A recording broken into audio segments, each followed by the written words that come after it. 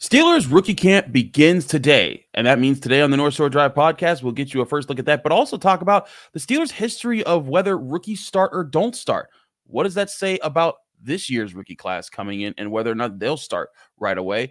That question about a former Steeler returning, and we've got more Paul Skenes talk from Noah Hiles on the Pirates beat, all here in an action-packed Friday North Shore Drive podcast episode from the Pittsburgh Post-Gazette. I'm your host, Chris Carter. Let's get into it.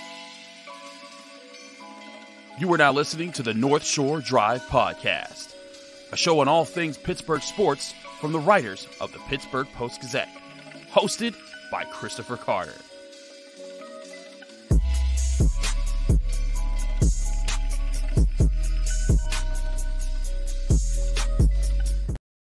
Hello and welcome to the North Shore Drive podcast from the Pittsburgh Post-Gazette. Chris Carter here with one of our great Steelers beat writers, Ray Fittipaldo. And here at the North Shore Drive podcast, as always, you can find our show on your favorite podcasting apps and on YouTube like this video if you enjoy it. Subscribe to this channel to get all of the daily content that comes out from the Pittsburgh Post-Gazette, as well as the Monday, Wednesday, Friday episodes of the North Shore Drive podcast. And a reminder, this show is brought to you by Mike's Beer Bar, the best bar in all of Pittsburgh. When you go to Mike's Beer Bar, you can sample one of their 500 different available beers. 300 of those beers are from the local Pittsburgh area, and 80 of those local beers are available on tap. More on them later. Ray, rookie camp is upon us. It's the time of year we finally get our first eyes on all the different guys. Now, here's the thing about it. It's just football in shorts. It's not we're not going to find 1,000 revelations and learn everything about these guys, but it's our first chance, of the Steelers' first chance to work with them, see what they got. We get to talk to these guys and get a nice spring sense of where things are going. But I think there's a question this year, Ray. Is this a year with the everyone excited about Troy Fautanu and excited about Zach Frazier, but they think right back to last year? It took Joey Porter Jr. some time to become a starter. It took Broderick Jones until the midseason to become a starter. Is this a year where the Steelers buck the trend of maybe rookies starting a little bit earlier than they normally have? Yeah, I think there's a great chance of that happening, Chris. And I think there's a couple of factors that go into that reasoning. And, number one, what are your team needs? And first off, when I think of team needs, I think of Zach Frazier, 4-year starter at West Virginia. The Steelers released Mason Cole in March. There really wasn't another guy on the roster who ever played center on a full-time basis in the NFL. James Daniels did it with the Bears, I think 3 years ago. Nate Herbig has done it, but never really over the long haul. So, I think Frazier is going to have a great opportunity. And then the other side of that coin is, it's really up to the player a lot of times. I go back to 2010, Maurkice Pouncey came in with all this fanfare. But, Justin Hartwig was a guy who the Steelers won a Super Bowl with in 2008. He was not a terrible player. Right. But Maurkice Pouncey was so good in training camp that year, and he really showed himself well in OTAs and minicamp too, but it only took him a day or two in training camp until he was handed that starting job. So is Troy Fautanu one of those guys who just comes in guns a-blazing and, the Steelers know he's a guy right away, or maybe he's a guy who, needs a little bit more seasoning. So, when I think of Fautanu, I think of, okay, Washington, 30 career starts, 23 years old, going to turn 24 in the fall. There is this, this sense that maybe he is ready for that role. So, yeah, again, it has to do with, number one, Steelers needs. Number two, is that player up for the challenge? And I think, the Steelers have a couple of guys who could fit that bill this year. I certainly do think that there's Zach Frazier especially fits the center need too perfectly. They haven't done any moves. They cut Mason Cole before we even got to the combine. That's what all of us got like, whoa, they were a little hasty in doing that. And so Zach Frazier's kind of penciled in, but Fautanu, you're right, brings a whole different line of how this is going to work. Broderick Jones, one of the things about Broderick Jones was that he was raw coming out of college, and not nearly as raw as like Amarius Mims, who had just 8 starts, but there were some people questioning, like, man, maybe Broderick Jones needs some polishing. And then we saw once Broderick Jones was thrown in on the offense that he made a world of a difference. They went from being one of the least effective rushing teams to the second best rushing team in the NFL in the second half of the season there.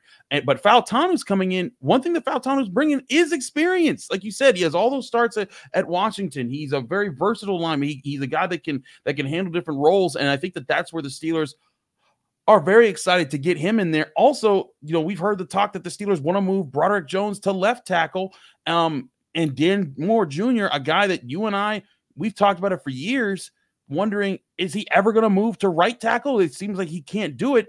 I think this might be the year where Broderick Jones goes to left, and then Dan Moore Jr. has to prove that he can play right tackle. And if he doesn't, Troy Fautanu, it's not even a matter of proving. He has to prove it. He plays it well, not just play it at all. But I think Fautanu is going to push him there for some, and I would even give maybe even make it a Fautanu a favorite to start this year, which, you go back throughout the years, there's guys like Najee Harris who've started. There's guys like, Marquise Pouncey, like you said, started for when they came into the league. But there's been plenty of guys who, took their time coming up into the Steelers starting lineup.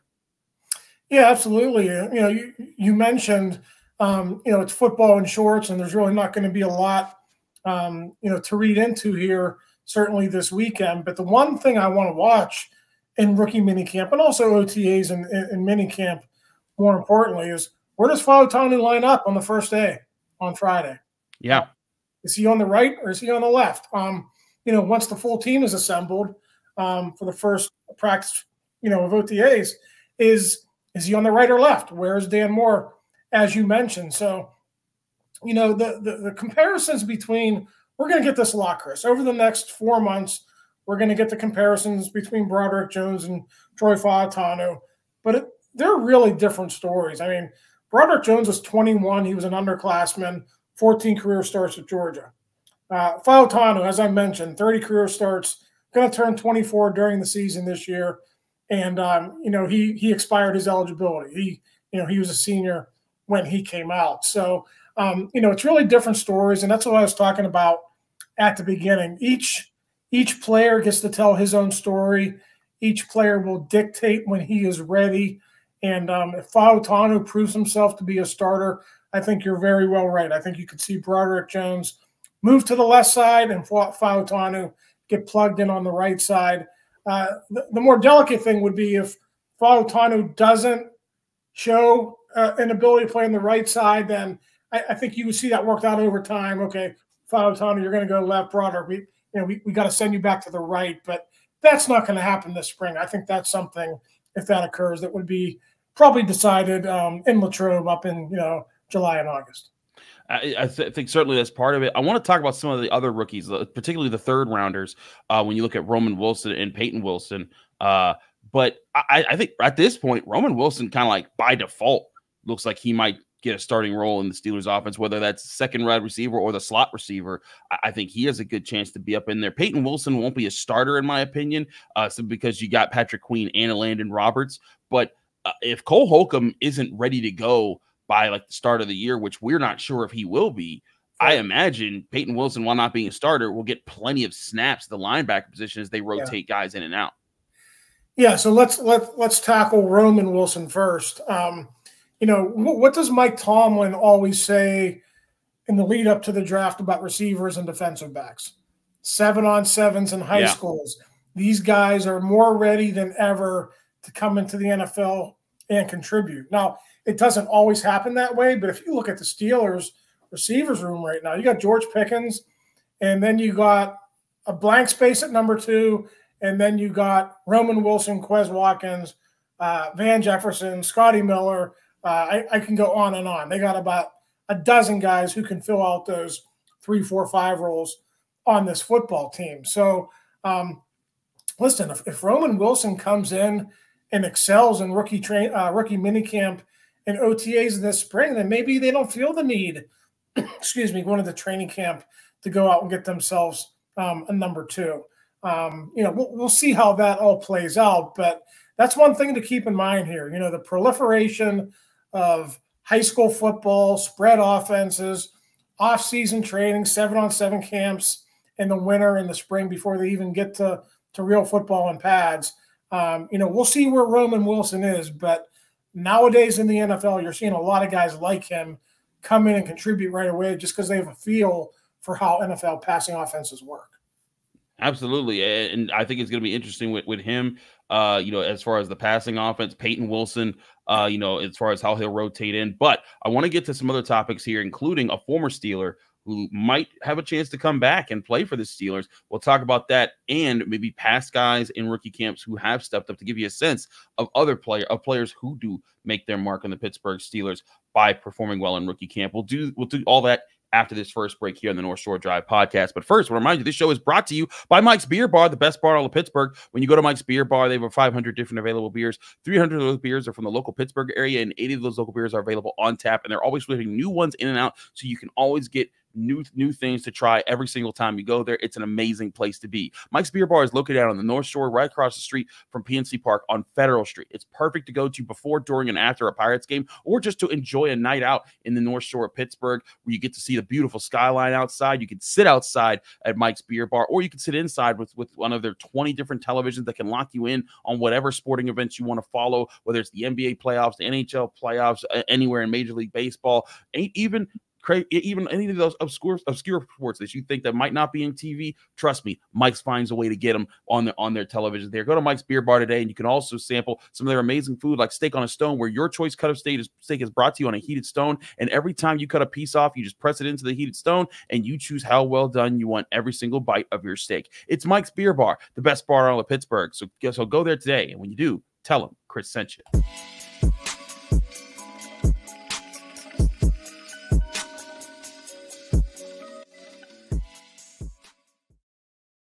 Back here in the North Shore Drive podcast from the Pittsburgh Post-Gazette, Chris Carter, Ray Fittipaldo talking about the Pittsburgh Steelers and rookie camp. But before we get to rookie camp, there was a little bit of a report out there, Ray, that are the Steelers looking to bring back Bud Dupree? Because I think some people thought we might be saying Cam Sutton, because that's been the big name. But Bud Dupree, a free agent, a guy who was a first-round pick for the Steelers, and he went around, got paid in the NFL for a little bit, dealt with some injuries, but now he's looking for a new home. And honestly, I thought last year might have been the case. I think he was a free agent last year when they went with Marcus Golden. Do you think that this might be a year where they go with a Dupree over a Marcus Golden, or where do you see this playing out? Yeah, this would be interesting. I remember last year, I think it was around April, maybe early May. I was down the facility, and Bud Dupree was down there having lunch with Cam Hayward and some of his old friends, and you start putting two and two together. You say, man, this makes sense. He went and made a little bit of money with the Titans.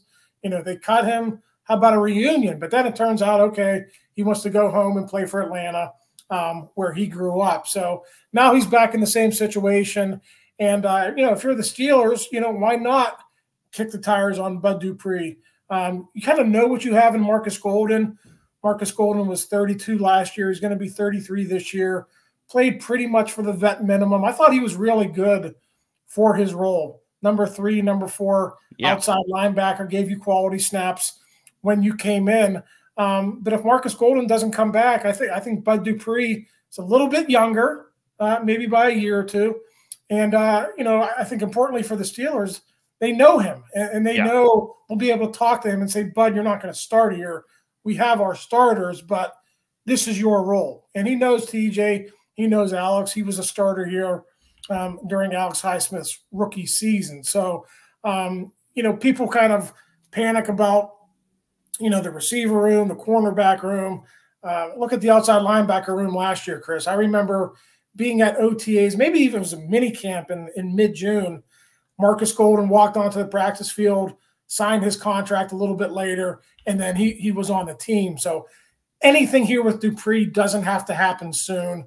I wouldn't be surprised again if they address this later this month or even early to mid-June. As long as you have a number 4 in place by training camp, I think that's all you really need. Certainly, I think that's the thing, is that it's not pressing to find it now, especially get a veteran. And we know the Steelers, they tried with I think it was Melvin Ingram when they tried to bring him in, and then he said he'd be okay if, with wherever he landed up, then eventually wanted his way off the team because Alex Highsmith became the starter. I think the other thing about Dupree is that there's no illusions. Maybe last year Dupree was like, oh, I could still start in the NFL. Maybe this year it's a little bit different. It's like, maybe I need to just kind of realize that my role is as a rotational edge rusher there. But I mean, like, you go back to some of Bud Dupree's days with the Steelers, there was a time when him and TJ Watt were looking like the best edge rushing duo in the NFL. You go back to 2019 where Bud Dupree had 11.5 sacks. TJ Watt had 14.5 sacks. And then in 2020, Bud Dupree was on his way to getting another double-digit sack season when he had a season-ending injury in like November. He had 8 sacks at the time. That was a year where TJ Watt had 15 sacks and led the NFL that season with 15 sacks before he would tie the record with 22.5 the next year. And this time around, now you're looking at Bud Dupree. He's not the same guy that he once was. He's a bit older. He's had a lot of injuries piled up. But now, if he's a situational defender, if you're saying, hey, Bud, just go out there and work with Herbig, I think that could be a really interesting fit for the Steelers to have as a depth option and a guy that, one, likes the team and, the defense. I mean, a lot of people who were there are still there, like Cam Hayward, Minka Fitzpatrick, TJ Watt. It's going to be like a homecoming for him. Yeah, he knows all those guys. He's still hungry. Tennessee had a couple of good seasons when he was there. Atlanta was okay, but he's still hungry to win, and he's stepping into a defense, with the Steelers that is projected to be very good again. Let's go back to 2020, Chris. Sure. If you remember, Bud and TJ were having great years. It was such a weird year with COVID. I mean, the starts and the stops with the cancellations and all that. But when Bud Dupree got injured, I think it was against Baltimore in a night game, the Steelers never really recovered from that. They did and not. I understand he's not the same player, but that just shows you that was only 4 years ago, 3.5 years ago. That shows you how important he was to that defense at that time. So obviously there's been some wear and tear there. He's 3 years older, but as you mentioned, if he can just come in, understand his role, play 15 to 20 snaps per game, team up with Herbig to fill out that role, I think that could be a positive for the Steelers. So, again, I don't know that I would be looking for this to happen this weekend.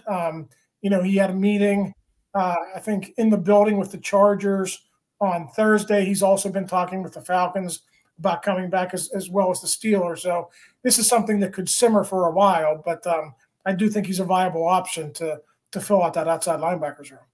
Absolutely. I think if I remember correctly, that game that he got injured in was the weird Wednesday night game that kept getting postponed because of the Ravens COVID violations. So that was a pretty crazy situation. But before we get out of here, I wanted to get some perspective from you, Ray. You've covered plenty of rookie camps, plenty of training camps, and you've seen the guys. So there's a lot of people look at rookie camp like, this is insignificant. But who are some of the guys that you remember that stood out as far as they just got rookie camp invites? They weren't really being looked at to be a potential guy that was going to make the roster, but surprised everyone and did end up making the roster for the Steelers. Yeah, that's a good point. I mean, everyone pays attention to the 7 draft picks, and I think they got 5 or 7 undrafted free agents, and but that's only 12, Chris.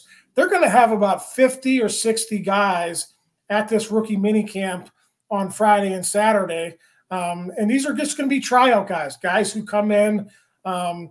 Kind of their last-ditch effort to make it in the NFL before they get on with their life's work or maybe go to the CFL.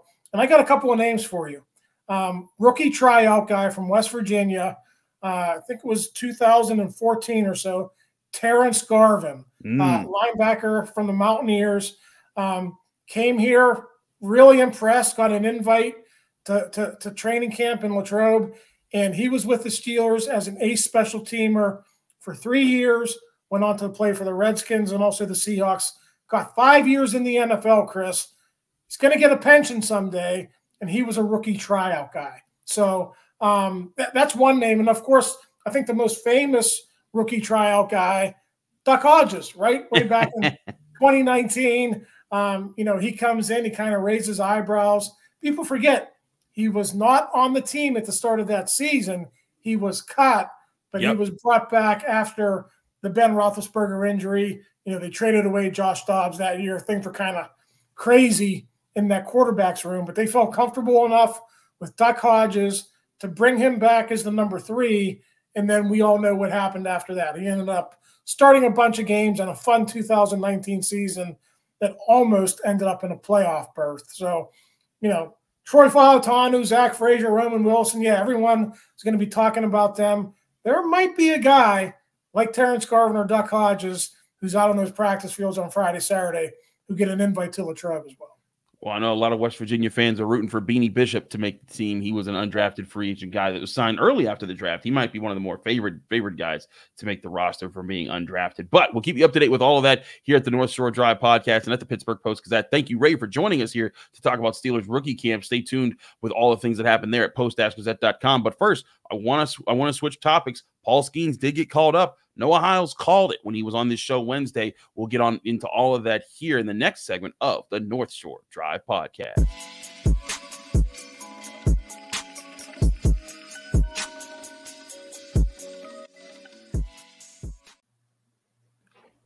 We're back here in the North Shore Drive podcast from the Pittsburgh Post-Gazette. Chris Carter here with Noah Hiles, one of our great Pirates beat reporters here for the Pittsburgh Post-Gazette. Noah laid out all the breadcrumbs. He led you right to it, and then it happened. Paul Skenes getting called up. He's going to get his first start Saturday for the Pirates. Noah, I'm sure this has been a bit of a whirlwind since that happened. What have you gotten the sense of just like the excitement around the ball club to get this big of a name in here? And as Andrew Destin wrote for the Post-Gazette, this is the fastest ascent for a MLB debut of a rookie in the past 35 years in baseball.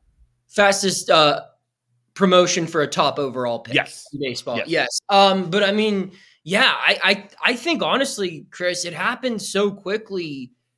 People haven't really processed it yet. From my knowledge, this was something the Pirates kept incredibly close to their vest. I'm pretty confident. I'm not actually pretty confident. I know for a fact he wasn't told in front of the team. There was no celebration. I mean, this came from a phone call.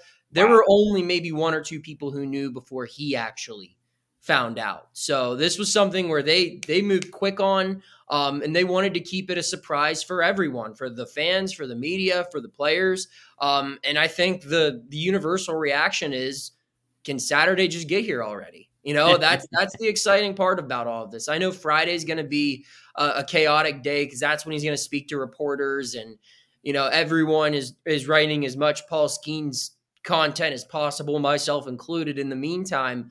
But Saturday's the day that you want to see for everyone involved. And it's not just Pirates fans. It's not just people who cover the team or play for the team. It's anyone who's generally interested in baseball. A lot of people who love the game of baseball remember Steven Strasburg's debut, where he mowed down the Pirates, ironically enough, struck out 14 batters.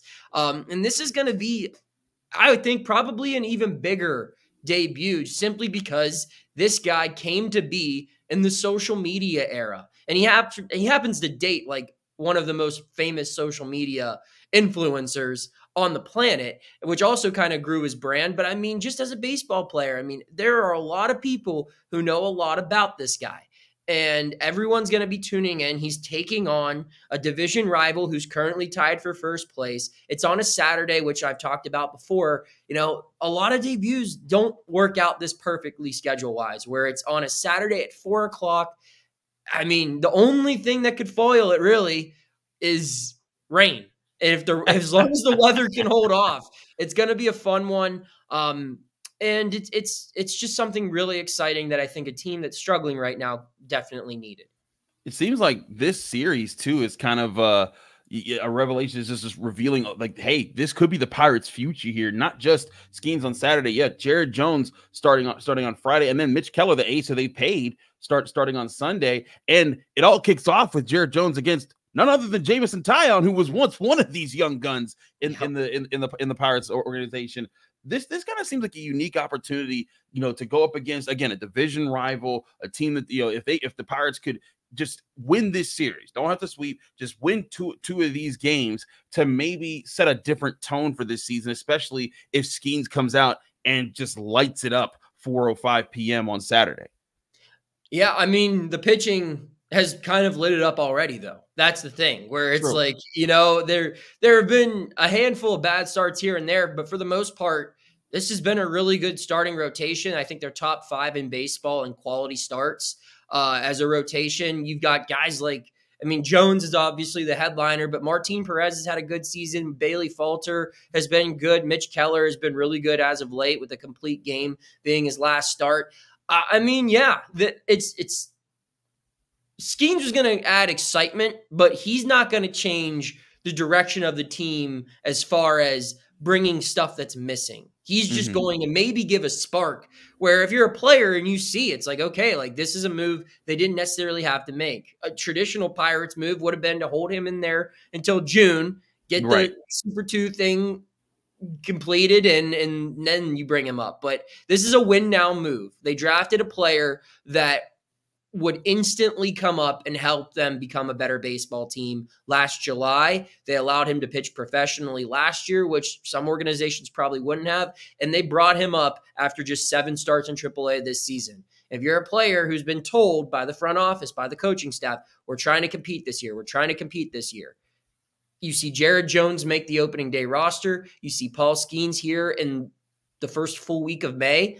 Those are moves that echo that. And while I don't think their next playoff team, like that roster, it's not complete yet. There are still many pieces that need to be added both within this organization and outside before they're a true contender team. This is a big step forward. And for the guys like Brian Hayes, Brian Reynolds, who are signed on for a long time, or even the O'Neal Cruzes, who still have a long time before their deal expires and are a big piece of this puzzle, it is something exciting that might make you play a little better and provide a spark to the club as a whole, which is valuable because, again, they need it right now.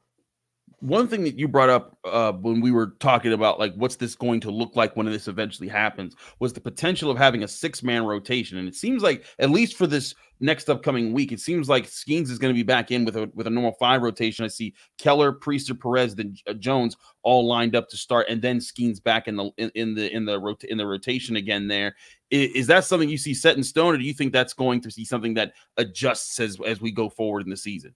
I don't know. I mean, any starting rotation outline is speculation right now because, I mean, if you look on the Pirates website, they don't even have a starter listed for Friday. So I think that's just, based off of what the current schedule would dictate. Gotcha. But I mean, there's a chance. I mean, they could go a lot of different ways with this. And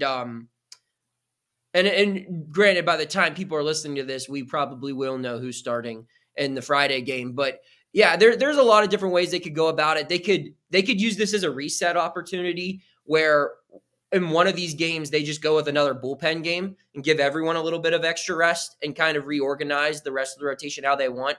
I still do expect them to go with a 6-man rotation for the time being. Okay.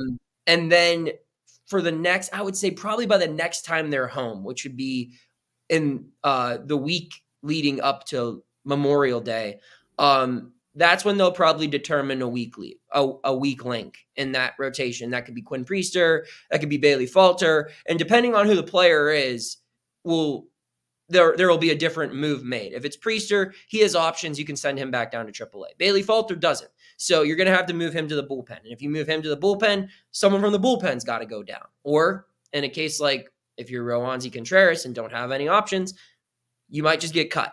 Or DFA. So there is a very tough decision to be made moving forward. I don't expect it to be made Friday. I think they'll just take the easy route. They'll send down Kyle Nicholas, who's a rookie reliever with a ton of options. They'll send him down. He'll be back up in the major leagues like 2 weeks from now anyway. And in the meantime, they'll just run with this 6-man rotation until they really figure out what they need to do. Because sometimes baseball has a funny way of figuring things out on its own, right? Someone might just come down with an injury and it's like, all right, this is what we have to do. But if all 6 keep pitching well, then yeah, they maybe they just roll with it. Or if one guy starts playing poorly, then you can move him to the bullpen or do whatever you need. Or maybe they make a trade. I don't know. There's a lot of options. I don't think that's the top priority right now. I think it's just getting him here, getting him acclimated, and using what has been the team's strength as starting pitching depth. Now, one of the things, Noah, that now Skenes is in the majors. That's the one minor league that's kind of off the board now. People can stop worrying about. But I'm sure there's a lot of Pirates fans who are like, all right, we've heard about all the guys that are in the farm system that are doing so well. Who do you think is the next big name that gets called up for the Pirates to make a difference as far as minor to the majors type guy? Well, there are a couple guys in AAA who I wouldn't say are big names, but I think that could help this team this season. Jake Lamb's a guy at first base who was an all-star in 2017. He hasn't a major league all-star. He's 33 years old now. He hasn't played more than 80 games in a big league season since 2017 because of injuries or inconsistency. But he's currently leading all of AAA in batting average. And he's a nice veteran left-handed bat who doesn't strike out a lot that I think could be, what he kind of wanted Rowdy Tellez to be for the team this year. And I'm not suggesting they cut Rowdy Tellez, but, maybe he comes down with some soreness in an arm or, an oblique and takes a couple days off baseball, and you give Jake Lamb an opportunity. Nick Gonzalez, a former first-round pick. I mean, Jared Triolo's the best defensive second baseman in baseball right now, according to a lot of metrics, but he's not hitting, hardly at all. So maybe you substitute offense for defense at that spot. Ji-Hwan Bae was a guy who was electrifying early last season, especially with his speed on the base paths. They could probably use him at the top of the order, laying down bunts, creating a little bit of havoc on the base paths. Those are three guys I identify. Maybe Lalaver Figueroa as well, another middle infielder. Those are four guys I identify who are having good offensive seasons and could just be something different. But as far as big-time hype, there's probably not going to be any more debuts to be super excited about this season. Next year, I would circle Bubba Chandler as a guy to get excited for. He's currently a top 100 prospect in all of Major League Baseball. He's in Double-A right now, pitching for the Altoona Curve. Highly encourage baseball fans to go out there and check him out while he's still there, because I think he will be in Indianapolis before this season ends. This is a guy, Carter, who is, I think, probably the best athlete in the organization. He was a quarterback commit to Clemson. Pirates drafted him late. But were able to give him a high signing bonus because they took Henry Davis with the first overall pick and paid him a lesser signing bonus. So Bubba Chandler was originally drafted as a two-way player. He did that for a couple years. Last year was his first season of being just a pitcher. Took him a little bit of time to figure it out. But since the All-Star break last year, this guy has been absolutely dominant. He's another guy who flirts with triple digits on his fastball, has some nasty breaking stuff. I wouldn't put him in the Paul Skenes category, but as far as minor league prowess, not far away from Jared Jones. So you're looking at it. I mean, and I don't know if he'll be up as early as Paul or even Jared debuted this year, but I think he would be a guy that would come up next year in June, July, and not for Super 2 reasons, more just because he needs some time. He's still pretty young.